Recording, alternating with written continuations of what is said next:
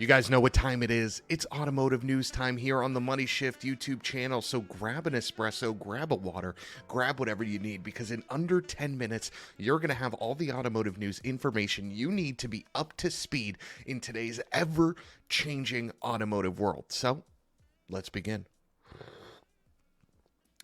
As of January 27, which, by the way, was yesterday, Ford has halted orders for the Ford Maverick. Ford sent a letter to dealers on Monday telling them that new orders will need to stop after January 27 and that they will reopen them later on this year for 2023 models. In a quote from Ford, they said, "There's been an overwhelming demand for Maverick, both hybrid and EcoBoost. We're making the decision to stop taking new retail orders on the 2022 Maverick starting after January 27 to focus on existing orders.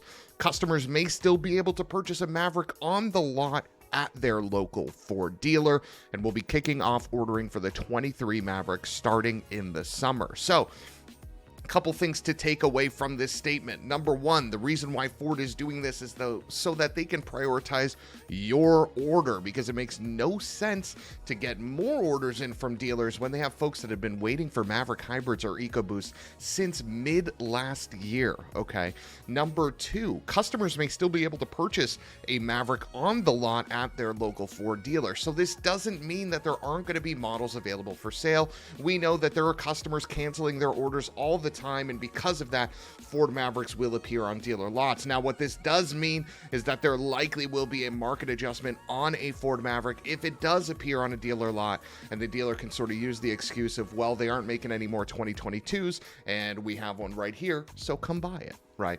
And number three, they're going to be kicking off ordering for the 2023 Ford Maverick starting in the summer. So what does that mean? What are the pros and cons if you did not place an order for a Ford Maverick? Well, number one, the 23 Ford Maverick might have some quality of life improvements, small changes to the infotainment, maybe different colors. For the Ford Bronco, we saw the introduction of Eruption Green for their next year model, which is killer, and I'd love to see that color on the Ford Maverick as well. Perhaps maybe we get some new models. We've talked about it on this stream in the past, but there's a Tremor Maverick likely coming, maybe a Rattler, maybe a Maverick ST, maybe a Raptor, something like that. So you might have more diversity to choose from when it comes to selecting what Maverick is right for you. Now, the con to that is you gotta wait. You gotta wait till the summer to even be able to order it, and then who knows when you will receive it. We don't know if Ford is allowing themselves enough time to catch up so that when the summer comes and you can order 23 models, that the delivery is going to be quicker. We don't know if that's going to be the case.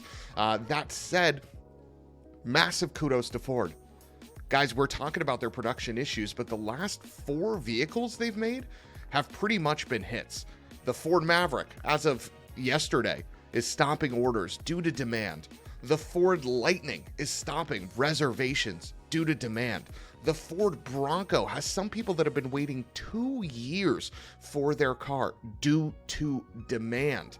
The Mustang Mach-E popped off, went crazy, and had nutso demand to start as well. So Ford is continuously making hits, so kudos to the brand with that. And with that, we're going to keep the ship going, because why not keep it in-house? Ford is just doing things right these days. So I want to know what you guys think about the newest model from Ford, and that is the 2022 Ford Bronco Raptor. Now, 2022 means it's going to be delivered this year. If you place an order for a Bronco Raptor, which, by the way, starts in March, you're going to get your Ford Bronco Raptor this year, unlike some Maverick hybrid owners. Sorry, guys. I know I keep making jokes at your expense, and that's just, you know, it's just too easy, if I'm being brutally honest.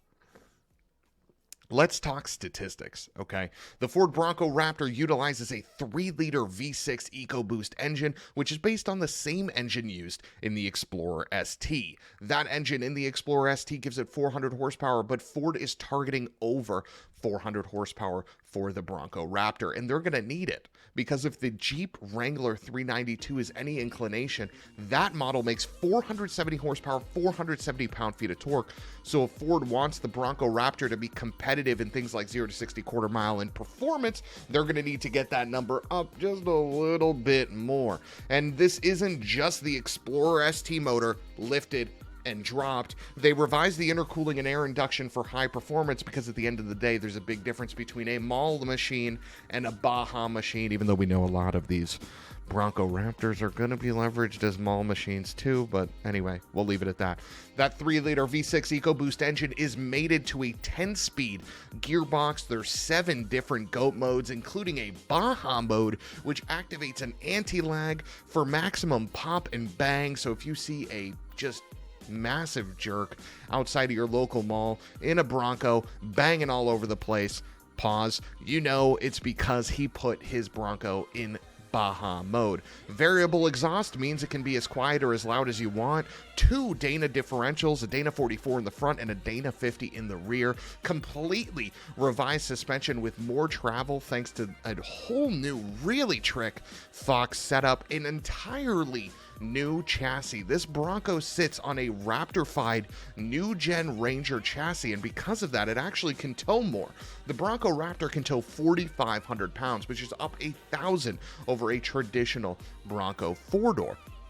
Now, the fenders increase the width by 8.6 inches over a base Bronco. The ground clearance goes up 4.8 inches over a base Bronco. There's lighting on this car from Rigid. There is so many differences. And if you look at these photos where I put a 4-door regular Bronco next to the Bronco Raptor, you see this thing is so tall. There's 37-inch tires on this thing stock. You're going to need an escalator just to get into that front seat. That's how damn tall this thing is. And that all comes for a price. If you want to get a Bronco Raptor in March, if you want to put your reservation in for the Ford Bronco Raptor, you're looking at $69,995. But we only have 10 minutes and we have 2 more vehicles to get through, so we're going to keep this ship moving. Toyota unveiled their new Toyota Sequoia, which is a body-on-frame SUV. And if you guys have been paying attention to the space for the last 2 to 3 years, body-on-frame SUVs are picking up more steam than ever before. You have the new Jeep Grand Wagoneer, you have the Escalade, the Yukon, the Suburban that are hotter than ever. Ford has the Ford Expedition and the Lincoln Navigator, which just got a refresh last year and are incredibly spicy. But the Sequoia was the same, and it was the same since 2008. So when the Tundra came out, we knew that a Sequoia was to follow. And thank goodness, here she is. The Sequoia is based on a box frame from the Tundra, which, by the way, is the same frame that the Lexus LX also uses. It's going to arrive at dealers this summer, but let's quickly talk about the details. Number 1, the engine is hybrid only. You are looking at a 3.5-liter twin-turbo V6, which, by the way, is available on the Tundra.